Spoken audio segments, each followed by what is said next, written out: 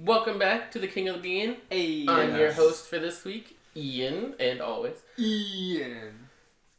To my left, I have Ryan, and to my right, I have Josh. Hit me. What's up, boys? What's up, dog? What up? So, in the spirit of New Year's, and thinking back on 2023, I want to think back farther. How far? To the decade before. Like baby times for us? Dance. No. Dance. No, I'm thinking 2013. Okay. And, we talked about high school. I don't think that was in that version we actually completed. Not. But I thought an interesting topic would be to talk about high school and our experiences. Oh, sure. And, how that's, carried into adulthood and stuff like that. So. Alright. Like what specifically? Can you elaborate? What do you mean? Like experiences going forward. Like give me an example. I don't know exactly what you're talking about. What do you mean? What do you mean? I'm confused. Repeat what you said to me. I wasn't paying attention apparently. So the topic is high school. High school. So I want us to talk about our experiences in high school. Yeah. And what we did there. Uh-huh. And how that shaped us. As people. And how we carry it through to today. Sure. Like the lasting impression. Sure. And Josh was asking for an example of that. Of an experience? Yeah, give us in high school? I guess that shaped your future. Or how you perceive life now. So I can't really think of anything right now. Off the top of my head. Nothing in high school? I mean, depression and all that, but who doesn't have I'll depression? start with an easy one. Sure. Music. That high school was where I learned what ska music was. Yay! And where I started listening to, hardcore, screamo music and stuff. Death metal. Which are two facets of my music repertoire that I listen to pretty consistently. Yeah, our freshman biology teacher was in a screamo band. He was. I thought he was in the ska band one. No. Who's in the ska band? Some of your high school buddies? High school friends were in ska okay. bands. I knew there was ska involved somewhere. There was a lot of ska involved. Yeah. And so I feel like that helped shape my musical preference for my life. I can't relate. Someone else talk. Yeah, I can't relate to that. I started off easy. I feel like going into high school, I was really into music, and then I got into a lot of the technical side of music. So I became part of the background stuff. I would do all the music adjustments. You were part of the AV club? Essentially, but there wasn't no AV club. It was just everyone. I remember there was a time too where because I had to take the beginning music class in order to go to the next level of music class or whatever. But I had already had a lot of experience working with my music teacher, and he knew that. So I knew how to work a lot of the machines and everything. So by beginning music class, what do you mean? Music 101 or whatever it was called. Learning how learning an instrument or learning learning instruments, and also it was around mixing. Oh, okay. That was the beginning class, whatever. And I had already had experience with my music teacher doing other stuff for our school already, so I already had an idea how to mix volumes and everything, and how to do all that. And so when it came around to one of our music projects was basically mix two songs and try to make them together or whatever, and you had to do specific things, you had to do a fade in, a fade out, you had to incorporate some other stuff I don't remember. And my music teacher looked at me dead in the eye and it's I don't want you to work on this. It's I know you know all this stuff. So could you still do that stuff today? No, I feel like it's been 10 plus years I have not touched it, so maybe if I looked at it for a moment I could probably remember some stuff, but I think it's a little lost to time now. But I remember having that happen, and then I was still in a group for whatever reason. I still had to do the project or whatever, and all my other classmates who I was in a group with were mad at me for not doing anything. It's it's not my fault. He literally told me I can't do anything here. I feel to piggyback off that, my band experience, I feel that's when I really felt music resonated with me, because we've been in band for years and I always listening to music, but when I think back about it, like that's when I learned really how to be a musician. Sure. That's where I learned a lot of my, because I wasn't really good prior to that. But then when I started playing like 4-mallet marimba and having to play all these complicated stuff and like having to actually, and then being on drum line and all this kind of stuff, like that's where I learned music. I really feel like from like a deeper perspective instead of just like enjoying listening to music.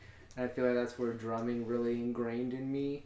That I let go for a time because like we didn't have band really in college or anything, so we didn't play instruments for a while. But now that's something that's kind of come back to me. That like that is something like when I get a stable career and have disposable income, I really want to like buy a drum set and buy a keyboard and like invest. I don't know about that, but like definitely invest in playing music again. And I feel like that kind of comes from high school and from my experiences in high school of like kind of becoming a musician. And like I took classes at Cal Arts, like music classes at Cal Arts too, and like I learned a lot that I don't think I know that I certainly didn't appreciate at the time, but like in retrospect, 10 years later, I'm like, oh yeah, this is actually like a huge part of me is a musician. I feel like, and I definitely can see an alternate universe where I'm in a rock band like as a drummer and like a backup singer and just like having the time of my life being a musician. I definitely, and like Daisy would tell me that too all the time. She's like, she's like, I feel like if your life turned out differently, like you would be in a band and you would like be a drummer and you would just be having so much fun with that. And I feel like in the last few months, for whatever reason, that's something that's really resonated with me. Sure. I actually think it was when I went to see the Johnny concert, because the drummer for that concert, because the Johnny is like an artist, right? And so he like writes music, but then he has people play with him, right, at the concert. So he had a drummer and he had a bass player, and the drummer was just having so much fun, and he was singing along to every song like as a backup singer, and he was just jamming in.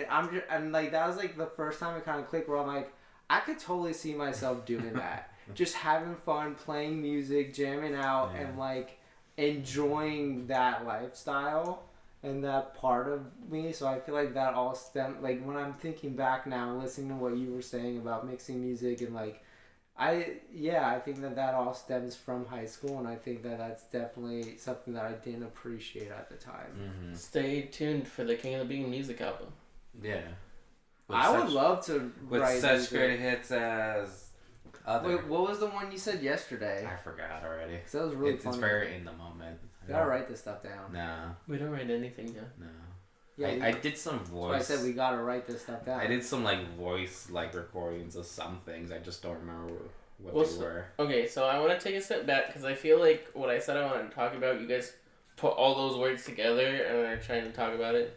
So let's take a step back because I realized this really wasn't what I was thinking of. Mm-hmm. So let's take a step back. Okay, so I said I wanted to talk about high school experience. Sure. Not just in relation to our lives. Okay. But just like as your experience going through high school, because everybody has a different experience. Ah, okay. Like. And then later we would. So I was kind of given like the bullet points for the whole thing. Sure. And it sounds like you all took it as a complete sentence. Well, you said it as a complete sentence. There were commas. Regardless, you don't use commas. We don't use commas. I breathe. We don't know her. But like I wanted to start with talking about our high school experiences like as individuals. So like we went to the same high school. We had similar experiences because we did similar activities and stuff. But I think, as a whole, we came out with a lot of different things. And then, you went to a very different type of high school, even though you're also in Southern California. Mm-hmm. So I just want to talk about that. So let's start off in like freshman year. Okay, bring yourself back. You're a little naive freshman. You've just come out of 8th grade. You're like, oh my god, this is scary because everybody makes high school to seem so scary, right? No. I don't know if I feel like that's true, that's the depiction that high school is this like terrifying experience and like, but I don't know, I never resonated with that because I'm just like, I expected it to be so much worse than it was. That's what I expected college. Everyone was making college out to be a bigger deal than it actually was. Oh, I didn't feel that way. Yeah. But bigger deal how?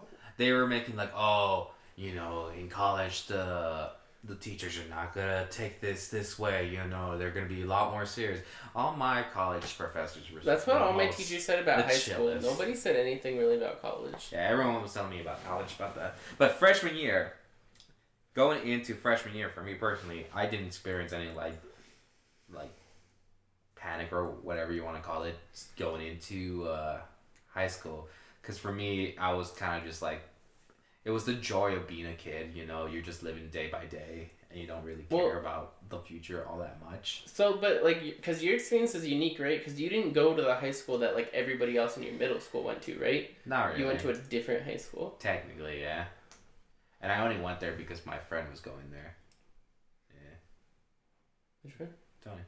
Yeah, that's what I thought. Wasn't 100%. And then, so, but like talk about that because like, you know, we went to school with the same people pretty much from elementary to high school, just gained more people along the way. Mm-hmm. But there was always like kind of the core of people that went to our elementary school, right?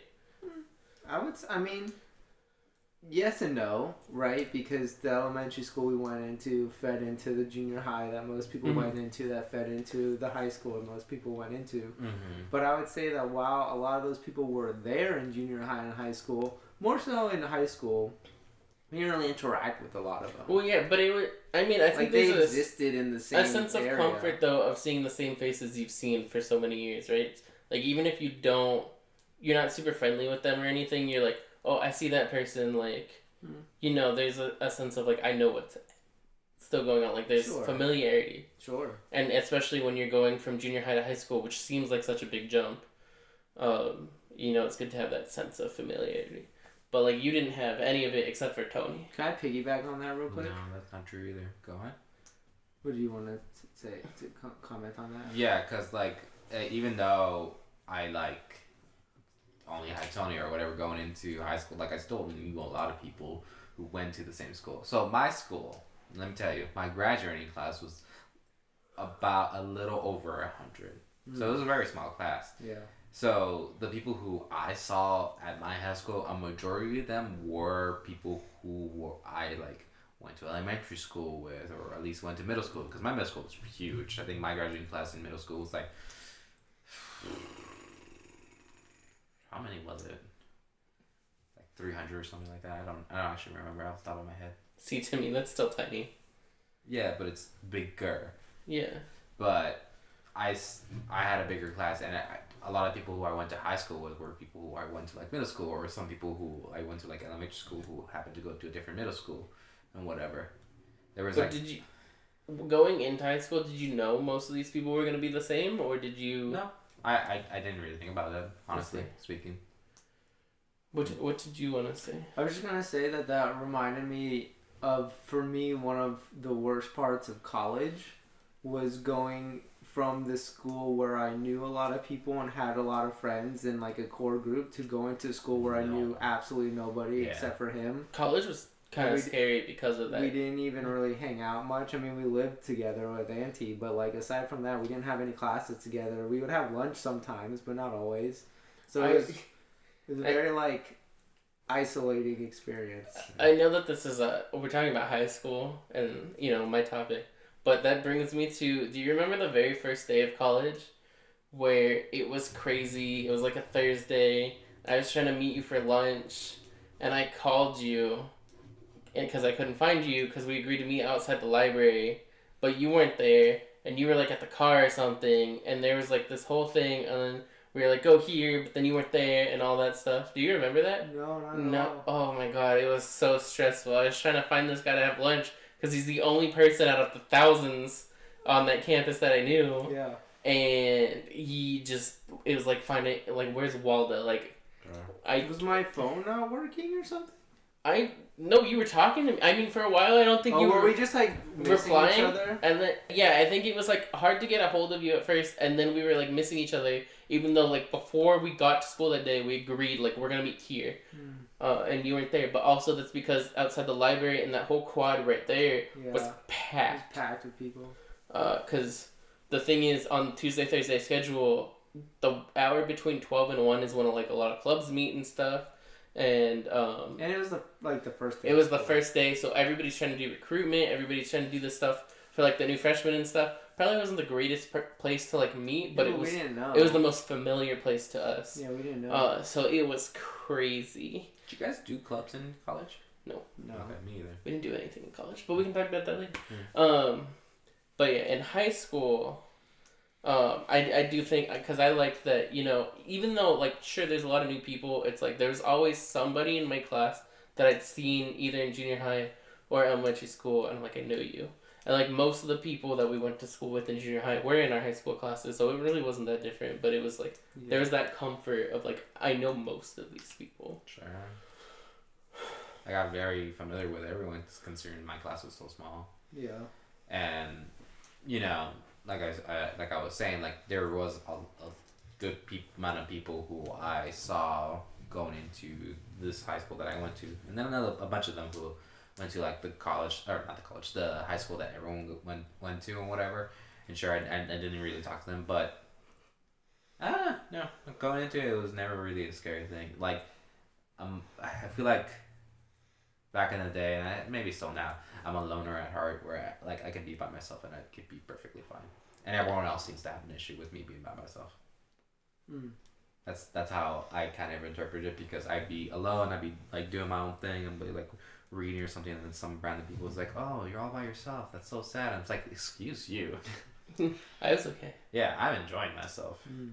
And then they talk to me and they're like, "Oh, we should hang out." I was like, "I guess." I think sometimes it's just like you're so independent that those of us who aren't as extremely independent, we're like, it's weird. Sure. Because I know, I mean, and I don't know if part of this comes from being a twin, but like I'm used to always having somebody to do stuff with, or if I'm like, oh, I need help or whatever, there's somebody there, and you're just so not available in like the same way to do that type of stuff. And to me, it's weird because I'm like, well, we're supposed to be like, you know, buddies, partners, whatever, but you're like so ready to like you'll go do your own thing while I'm doing my own thing, but I'm like, wait, I need help. Like, but you're doing your own thing and you're in it. I'm not saying it's a bad thing. It's just so different than what I'm used to. Mm. But that's, I guess, a different topic. Yeah, you know, high school, freshman year, bring it back. But I will say, going into high school, one of my concerns was kind of just marching band, because like, you know, everybody, especially in any media or anything, is like, oh, the band kids, you're the nerds, the geek, you get picked on, and anything more than like most other people, especially because it's so visible. I feel like I never cared about that part. Like, whatever, man. It just seemed so hyped up that it was gonna be terrible. Yeah, I can see that. Well, I remember. Do you remember that? I don't think Mom and Dad wanted us to do high school in band because of that. I remember that being a thing. That they were like, "Oh, are you sure you want to do band?" Like, and we were like, "Yeah, we want to do band." And they were like, "Okay." But I thought they wanted us to, because I was kind of hesitant about it. But then I think that like eventually they were like, "Oh yeah, no, this is." I remember by the middle to end of 8th grade, I did not want to do marching band. I was like, that sounds like a lot, and I don't want to be a part of any of, you know, all the negatives about it and stuff. And then I think it's when we finally got like the field show music, and we would practice it after school in junior high, that I was like, this seems really cool, because I really liked our first show, The Planet. Yeah, Planets. And and there was like only a couple of us would stay after school, and it was like the 10 of us that actually stuck with band the whole 4 years that would practice and play together, and that was really fun, and that's why I decided to do it. That's why I kept doing it, because I liked our little group. Yeah. And unfortunately, none of us talk to each other anymore. Well, none of them talk to us anymore. We went our separate ways. But yeah, that was my favorite part, and throughout the whole 4 years, I think band was like the one thing keeping me like kind of like grounded and happy throughout. Yeah, I would agree with that, and it's kind of funny because so my first semester of classes just ended right a couple weeks ago, and at the end of one of my classes, my professor like stayed. It was on Zoom, and she's like, "Oh, I'll stay around if anyone has any questions." And so I was just hanging out to like listen to people's questions or whatever, because we had a paper, and like she ended up changing stuff, so I'm glad I did, because then I knew what I didn't have to do at that point. And at the end of it, it was me and a friend of mine, or classmate of mine, and the teacher, and we were just talking, and I forgot what we were talking about, but I had mentioned that I was in band in high school, and she was like, "Oh, you were in band in high school?" And I was like, "Yeah, I was." And she was like, "Oh, my daughter's in color guard right now." And I'm like, oh, that's so cool. And she's like, yeah, she loves it. Like, she loves it. And she feels like such a part of the band. And she's like, and that whole community is like, it's such a great community. And like, the kids are all great. And it's like a really cool group to be a part of. And she's like, and I've been helping out and like going to competitions. And I'm like, you're a band mom. Like, that's so cool. And she's like, yeah, I love it. And like, it's awesome. And I was like, honestly, I don't know what high school would have been like if I wasn't in band. Like, not only was it such an engrossing part of high school, but it was such a, like, there were negatives obviously, but it was such like a fun and inclusive and comforting group to be a part of, that like without, if that hadn't been there, I don't know what high school would have been like. It certainly wouldn't have been as fun or as impactful or as memorable.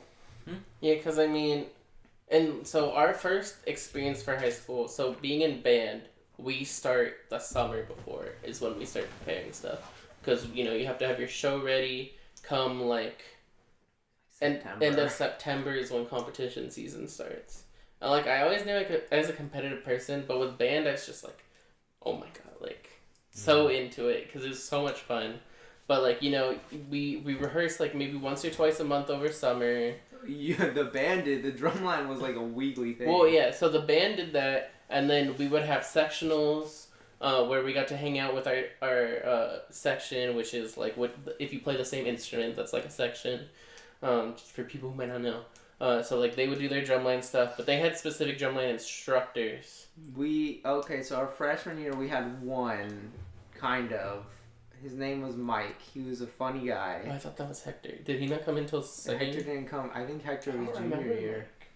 Yeah. Well, Mike got fired the weekend before championships. So he was the guy who was always like breaking the law. Do you remember that? No. That was a drumline thing. But yeah. Drumline culture is very different from the rest of the band. Yeah, percussion culture too, because so percussion is split up in marching band between the drum line, which are the ones with the drums, and then the pit, which is all the percussion equipment, the marimbas, the xylophones, all the auxiliary stuff. But there's a lot of overlap, but there's some differentiation. But yeah, but what I remember about that is because at our high school you had to audition for drumline. And if you weren't in drumline, you were in pit, which I have problems with because then gets into people who don't care and whatever are in the pit and it's a perception thing. Like drumline, they saw themselves as the elite percussion members because we auditioned and we got it. When the only reason there's auditions is because there's a set number of instruments that we have. Well, it's that, and also because the band director wanted specific people for it. So and I have an anecdote about that too. But it's a whole guise of like, oh, you need to be good enough. But really, we want to have the perception that you need to be good enough when really this gives us the opportunity to pick who we want for what instrument. That's the reality of it from my experience, knowing both sides of it. But I think, I do think part of it, because it's like not everybody could have been on drumline if they wanted to, because we only have one or two sets of the tenors, we only have like 2 or 3 snare drums, depending on then the 4 bass drums, like, or 5. We couldn't have 12 people on drumline. We didn't have enough. We could have had cymbals, which leads me to my first anecdote about that. Is spring of our 8th grade year was when the auditions happened, because they happen in spring, so you know who's playing what when summer starts, when we start practicing, right? And so I remember that was a really weird experience for me, because I show up at this school I've never been to, with all these people I've never seen before, and I have to audition because I'm like, yeah, I guess as an 8th grader, must be terrifying. Yeah, it was, because you're surrounded by all these people you don't know who are all older than you and everything, and it was so weird because like I didn't know what to expect, and I wasn't a good musician at this time. Like I barely knew how to read music, even though I'd been in band, because I always get stuck with like triangle and stuff like that doesn't require a lot of stuff.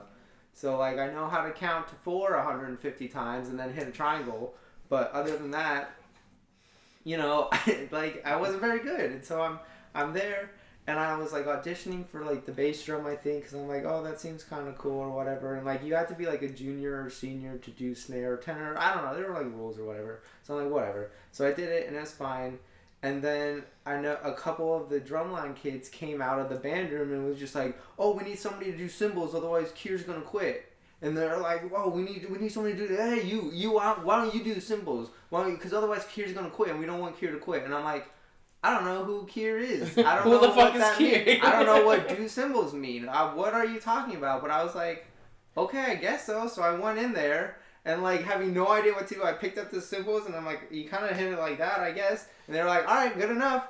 And then, so then I was on the cymbal line with Kier, this mysterious figure who I've never known. And then his girlfriend at the time, too, was also the cymbals. And but behind the scenes of that is Kier was a senior, and his girlfriend was a senior. And he was really good with cymbals. Like, he was part of a DCI group, the Santa Clara Vanguards, were, like, professionals. If there were professionals, and he wanted someone to pass his skills on to, but nobody else wanted to do it. And so he's like, if no one's going to do it, then I don't want to do this because I don't want to just do this again. I don't need to do this, basically. And so I ended up being on the cymbal line and learning how to do a lot of cool visuals and rolling cymbal. And it was fun, but it's such a weird experience having these like juniors and seniors come out and be like, "Oh, you need to do this because otherwise this kid's gonna quit." And like, "Oh, but Kier, we can't have Kier quit." And I'm like, I don't know what you're saying right now. None of this means anything to me, but okay, I guess so.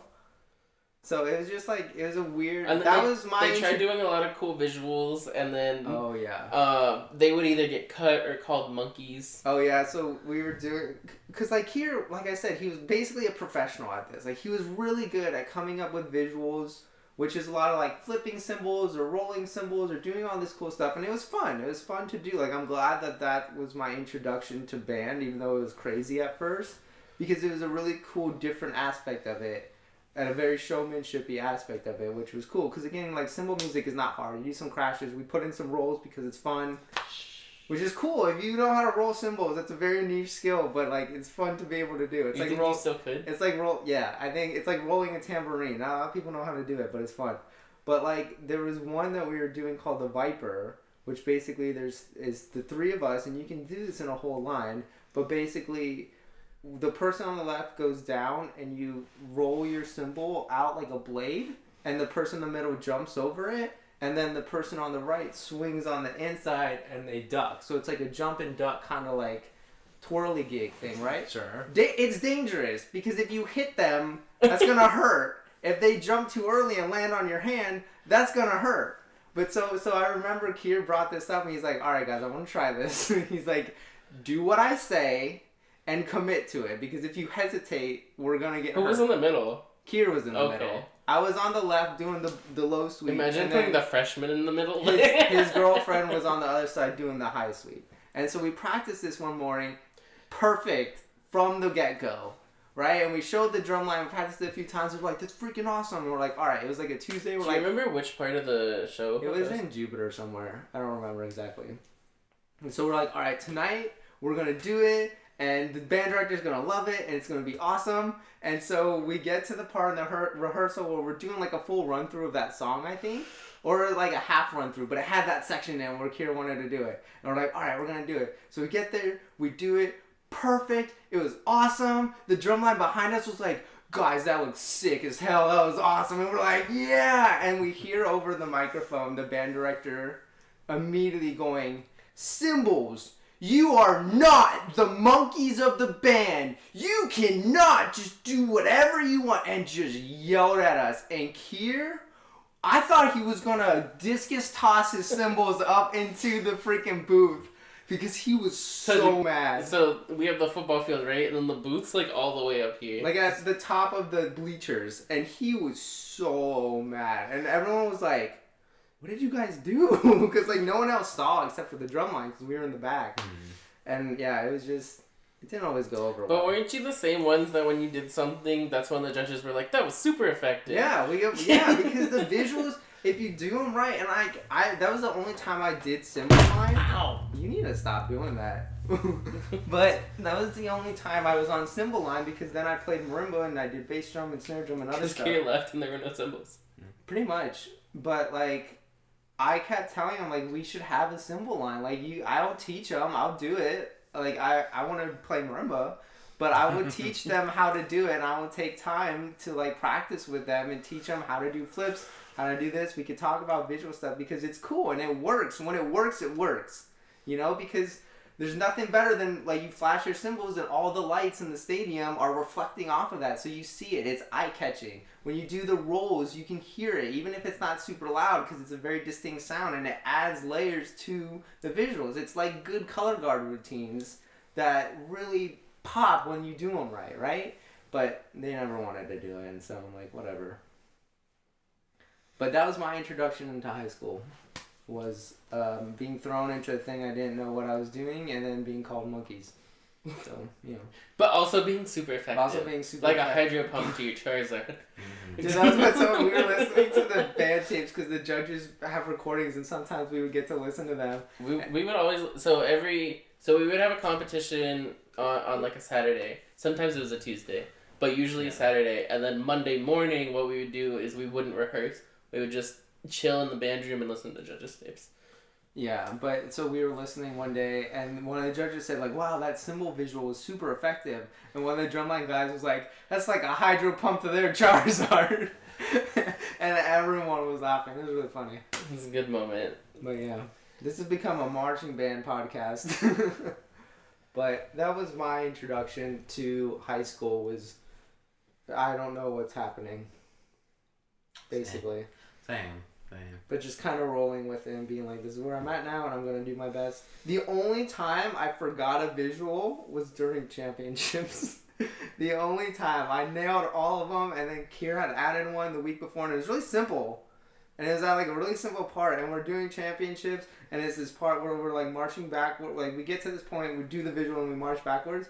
And I'm like, I'm keyed in, right? We're at championships, and I'm like, I got this. And we're marching backwards, and Kier was like, Ryan, you forgot the visual. And I'm like, oh shit. And then he does it. He's like, wait. No, I'm like, oh man. He's like, the one time you forget a visual. I'm like, I know. What are you Going into that first championship was crazy, though. It was so really cool. surreal for me, because I remember we got there early because we were one of the last people to perform in the lineup. And we were in a smaller division, so we were in the morning afternoon group instead of at night. So we get to the stadium, and our band director's like, okay, we're gonna, because this was, so at this point in time, our band had only placed like 10th place, right? Yes, I think so. Maybe they got a 5th at some point, but they had only placed 10th at championship out of 12 who would get invited to championship, right? But this year we were coming into it, our regular season standings, if that's what you want to call them, we were slotting 5th in average score. So like we were like, we have a good chance of maybe, you know, peaking at 3rd if we wanted, but like 5th's pretty cool. You're in the top half, right? So we go in, our band director, and we always get coach buses for championship too, which was really cool because, you know, those are the nice buses with the padded seats instead of like a school bus. Mm-hmm. It feels like, you know, fancy, and that's your reward for getting that far. But nice bus. It's funny You listening take the to you little talk things. about this because you're like, oh, it's so surreal. And to me, like, I had nothing to base it on. Like, it's just another Well, to competition. me, and so- it's like, all right, so to me, everyone says this is the big deal, but it's like, it's just another competition. well, so to me, so the thing is, like, we get there, and I felt that school was like so much bigger than a lot of the other schools we went to before. Yeah. And to me, the atmosphere just felt different. Like, this is it. Like, this is like with a movie show. Like, you know, this is it. This is your final Maybe it's 'cause chance. you're more competitive than I am. Maybe. But we walked into the stadium. We walked into the back because that's where the bands get to sit when you watch each other. And we watched like one of the earlier bands perform. And I was just like, oh, this is so cool. It was like huge. The field itself was pretty cool. It was very different from other fields I remember. But and I was just like, so ready. And played great. But then I think into like senior year, we were going into it. And I didn't have any of that competitive feeling at all. Because everybody's just like, we got this going into it. Like, you know, it'll be great. We're going to win, all that stuff. Because we came in first in the regular standing. Did we really? Senior year? I think so. Yeah. First or second. You were high on your britches. No, so the thing No, is... it's because we didn't have a good band at the time. And a lot of the kids, like the young kids, just didn't really care. So the thing is, senior year also... Band became not anybody can join, you have to audition, and it was a club because part of the reason was funding. A lot of regular kids weren't paying their dues, so we couldn't afford to do it. So we were more restrictive about who got in because you had to actually pay, unless you were special. Oh, that's right. I forgot about that. But so that's why we did it senior year. So we were kind of the more elite. This was gonna be the best versions of ourselves, right? And we were seniors. Because we didn't have any of the freshmen who still can't step on the beat at championships. Or at least that's not how it's supposed to be. But that's not how it's supposed to be. But I remember going. Everybody was just so relaxed and calm, and to me, it wasn't a surreal experience or anything. I think we walked around and stuff, and I just never got the edge. So that's the one show that I messed up at. Yeah. Like yours was freshman year, mine was senior year, and part of me always feels like, what if that's the reason we did get first? No, it's not you. They pointed out my mistake in the tape. Did they really? They did. I'm like, what's that guy doing? Then I guess it was your fault. Thanks a lot, Ian. All right, well, we could talk about band. That's a whole other podcast that we already started. Let's shift gears to more freshman general. year. Yeah. So freshman year, what was your experience like? Yeah, go. I don't know. I kind of zoned out and I was just listening to you guys just talking about your whole band experience. Like, I didn't have band in high school. Do you want us to keep talking? No. I'm just saying, I'm making a statement. I didn't have band in high school. Like, my high school had nothing, essentially, because we were a computer and science school or whatever. It was a magnet school, right? Sure. I don't know what that means. But yeah, we didn't have really anything. So like any like art based things that we had were like stuff that like I started or someone else that I knew started. So we like started our own glee club where we sang and stuff like that. You were that was like a brand new school when you got there, right? Or like relatively new? No. It was a new school environment because this high school used to be off the side of my old elementary school, and I guess they bought the school. But that school is what it, not like the location, but that school is what it was being a STEM school was new, right? No.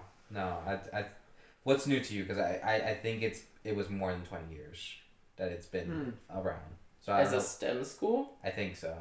So I don't know if that's considered new or not, but I think that's roughly how long it was around before. Well, but you said when you were in elementary school it was different. It was on the side of my...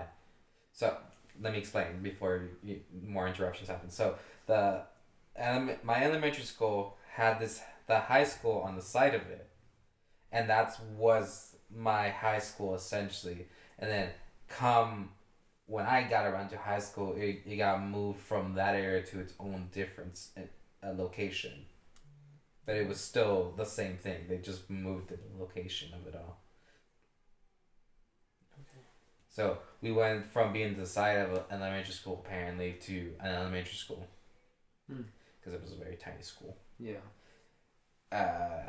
But yeah, so we didn't have anything. So anything new that was art based, like, is something that I did. So I started off our school's glee club because glee was a very big thing back in the day, and so people wanted to sing. So started that. I was the president of that for a hot second, and then I realized that a lot of people didn't care, and I'm like, I don't care then.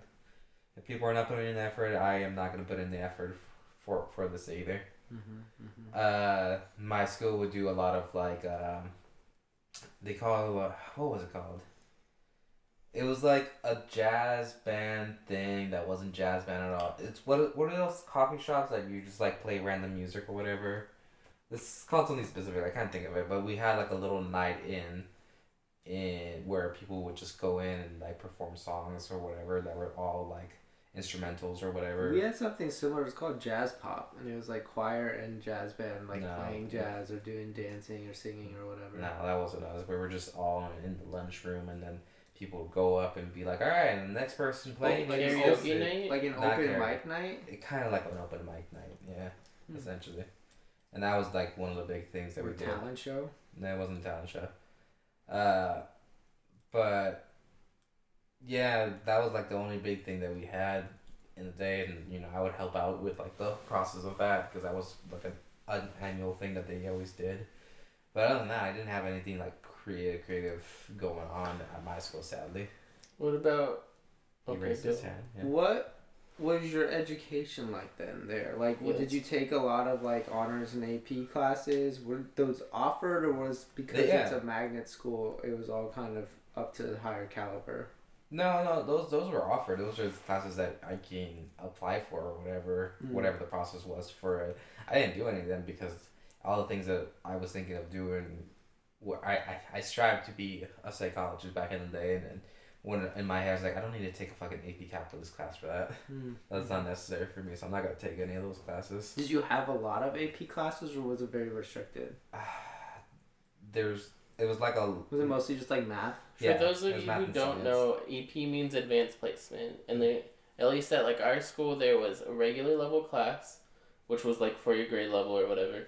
Then there was an honors class, which went a little further, sometimes a little deeper into subjects and stuff. And then in some places there's an AP course, which I think it might be a United States thing. The advanced placement, and what is supposed to be rival like a college level course. So you use like college level textbooks and stuff like that. And then at the end of the year, you can take the AP exam, where you can possibly get college credit for your high school class. It's all a scam. Anyway. But yeah, no. It's all a scam. They had those opportunities, but I didn't take any of them because I didn't need to do that for what I wanted to do at the time, back in the day.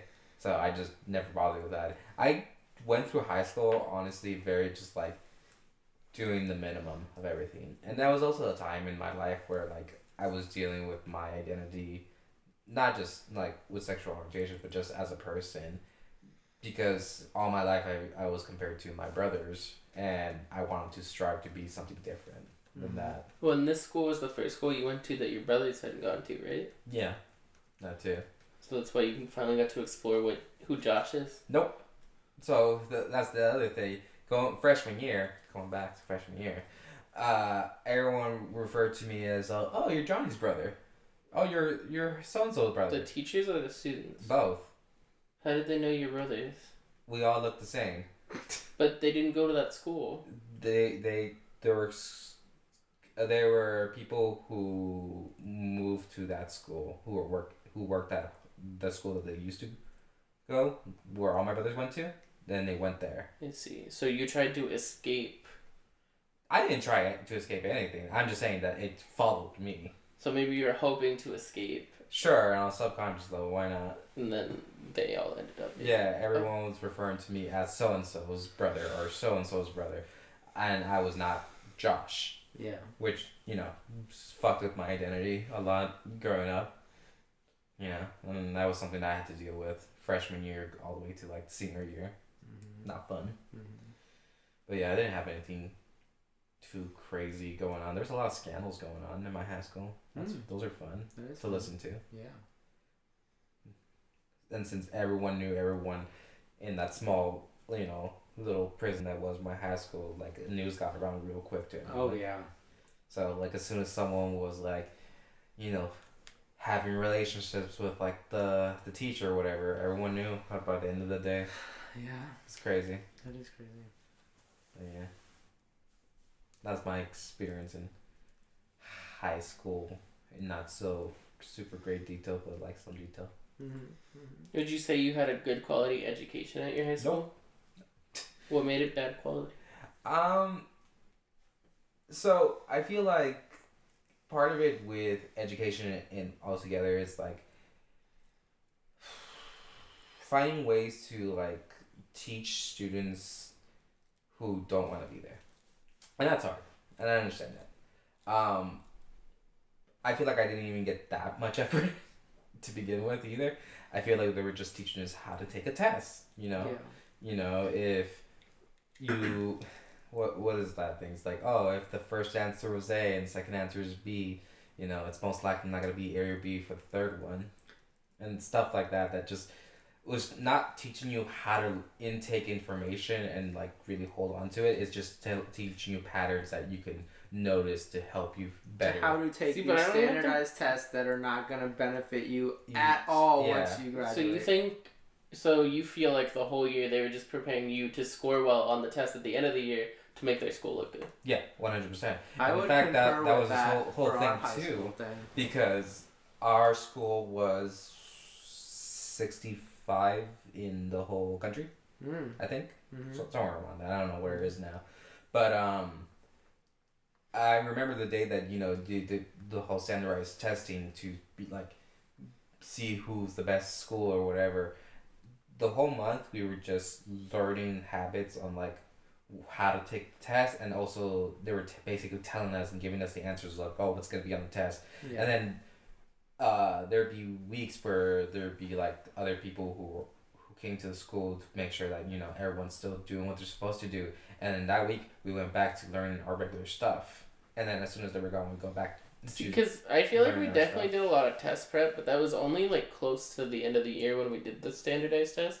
At least in like higher level classes, I think in the regular classes they did kind of focus on, they just wanted you to pass the test because they want to look good. Yeah. And that was a big thing. I would say it's both, because I remember a lot of times in the AP classes I took, there would be topics in the book that teachers would be like, oh, we're gonna skip this because it's not on the test at the end, and all that matters is you pass the test at the end. Well, because I mean, for AP and honors or AP classes, they wanted you to pass the AP test so you could get your college credit. Yeah, but then you don't even end up always getting college credit. It's a scam. Yeah. But I mean, I feel like I did a good amount of actual learning in high school. I feel like I did okay learning. So here's the thing. My graduating class, like I said, was a little more than 100. Not by much, but a little bit more than 100.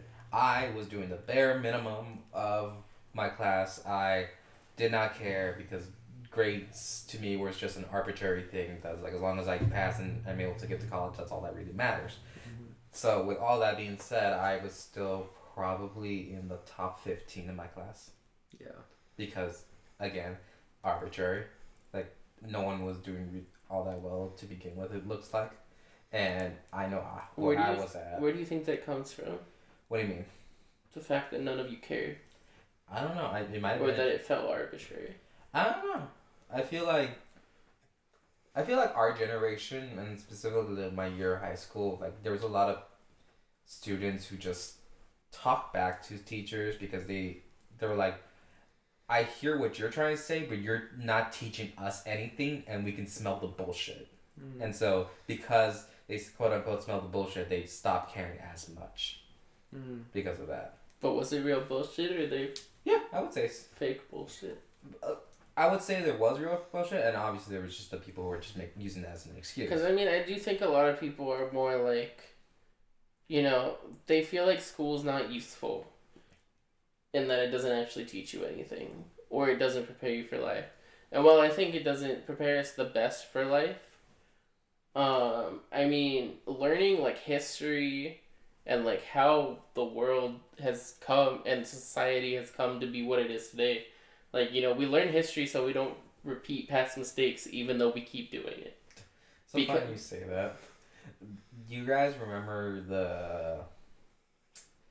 the book? I don't know if you guys read that in high school. Farewell to Manzahar or whatever. No, but it sounds familiar. It's a biography or a non-fiction story about the internment camps back during World War II. Yeah. We read a few stories about that. Yeah. It wasn't that one specific. What was that one? The Night by Elie Wiesel? Oh, yeah. Is that what it's called? I think it's called The Night or something like that, yeah. But the whole story was basically like to teach us, in a way, this was done during English class because it was just one of the books.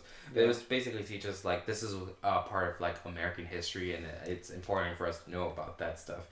And we're using this to help us not do the same things over and over again. So one of the questions that my English teacher asked was like, do you think that what had happened during this time was justified? And a majority of our classmates were like, yes. And then she was like, why do you think so? It's like, I think justified is, I think, like majority of people. This was the Japanese internment camps, right? Yeah. Okay. And I think a lot of people's interpretation of this is like, yes, it is a terrible thing that happens, and we hope that it'll never happen again. But with this, we learn how to go about learning what not to do. So in the sense that we hoped it never happened, it's justified in the sense that it taught us what not to do. And that was a majority of the classmates' idea. That's an interesting interpretation of justified, because that's a retroactive. That's a retroactive, like, knowing what we know now. Yeah, I'm glad that happened, because now we know what happens when you do that. But to me, saying is that justified means if you were in that situation, would you agree that was the right thing to do? Or like in that moment, was it okay? At that time, in that circumstance, would you agree that was the correct thing to do? Mm-hmm. You know, so that's an interesting, that it's a retroactive, like, oh yeah, it's good that happened, because now we know that that's what happens. When to me, that's not really justified. No, I'm with you. I'm just saying, but that is something that a majority of the class. But you know what I think, just to talk about it for a moment, what I think is kind of a misunderstanding of like high school education and public education is that perspective that, oh well, I'm not gonna need this later. Like, I don't need to know Pythagoras' theorem, because it's like, one, you don't know that. Yeah. Like, you don't know that, because you don't know what your future's gonna be like. And two, it's not necessarily about teaching you everything we're teaching you, you're gonna need to know at some point. That's not what it's about. Mm-hmm. It's about exposure. It's about showing you these are all these different things. Here's math. Here's history. Here's science. Here's English. Here's all these different things. We're going to expose you to them. One, that builds a foundation of understanding of all these different facets in the world, of all these different facets of life that you may need to know, that you may not, quote unquote, need to know. But I can't tell you how many conversations I've had in the last 10 years about things that were completely random. Like working at the observatory, for example. I don't know a lot about astronomy. I don't know a lot about physics and science and stuff. But I've had some stellar conversations, pun intended, with people who are experts about this, just because I know enough to be able to have that conversation with people. You know what I mean? So it's not about, oh, you need to know all this stuff because it's going to benefit you for the rest of your life. It might not. But that's not the point. It's to give you a foundation of understanding of the world and of things around you. It's to give you the tools and the skills to learn and to understand. And you might encounter something that sparks something in you. Yeah. It's about exposure. Yes. Maybe you don't know that you love Revolutionary War history, and then you learn about it and you're like, oh, this is really cool. Maybe you don't know that you like anthropology, because nobody knows what anthropology is, and then you learn a little bit about it. And then you learn a little about it and you're like, oh, this is really interesting, and then that can lead you. So no, that's not gonna, every single thing is not going to be that thing, but it might be. Yeah. Absolutely. And it just gives you, again, a foundation. And I think that that's just a huge misunderstanding of like, oh, well, I don't need to know this. Oh, well, this is dumb. I'm never going to... Yeah, you might not, but that's not the point. No, and I agree with you. And I'm with you. The thing is, a lot of the things that you're saying also are kind of reliant on how it's being taught. I agree with that. And I also acknowledge, too, that when you're that age, when you're in high school, it feels like, and even in college to an extent, it feels like you're being taught, right? You're not learning. You're being taught a bunch of stuff that you're not interested in. Mm-hmm. Even in elementary school, a lot of kids feel that way. And I talk to kids all the time that feel like, well, I don't need to know this. Well, I don't care about this. It's not interesting. And so it's like that whole perspective of like, I feel like this isn't, because it's that misunderstanding of like, that's not really the point. But of course it makes sense that you feel that way because you're also just being told all this stuff. Well, and I feel like that idea also comes a lot from social media and stuff like TikTok, where people are like, you know, I don't know how to do my taxes, but I know how to, you know, solve for X or whatever in the long side of a triangle, or, you know, any of this. And it's like, I mean, yeah, those are just fundamental things. But it's funny because I feel like, working in tutoring, or like a learning, type of thing for the past, maybe 10 years or so, in and out of that area, in and out, not consecutive. A lot of people who say this stuff doesn't matter, can't do the most basic things. Like, math is so relevant in every part of your life, forever. Not so much like the more advanced stuff. Yeah. No, not higher level math, but you need to be able to count. You need to be able to understand numbers and how they relate to things. Measurements. And, like, people just don't get it. And it's like, school builds on that foundation because it's like, you gotta go somewhere. And there is more advanced stuff, and maybe you like it, so maybe you'll become a mathematician, or maybe you'll become a physicist, or something like that, and you'll find that, like Ryan was saying. But it's just so funny how a lot of people get, into adulthood, and they can't do the most basic math. Like, you can't add small numbers in your head or on paper or anything, and it takes a while. Or people who need calculators for absolutely any type of calculation. And I'm not saying just to make sure that you're right, but, like, they can't even just attempt it in their head because they're so, like, freaked out about it. And it's so, like, debilitating. And I think it's because math is hard and a lot of people are labeled, like... And I'm going on math as a subject because that's, like, my area of expertise. Based off of, when I was a tutor in college, I did math and computer science. And I've always been decent at math until we got into multivariable. And then I was like... Well, we can't see the fourth dimension, so it's lost on me. But, like, once we got too abstract, my brain was like, I'm sorry, what? But, just, like, there's such a stigma against it that I feel like also a lot of people are like, I can't do it, it's hard. But it's like, it's not as hard as you think, and yeah, maybe sometimes schools aren't the best, or your specific teacher isn't the best at teaching you in particular.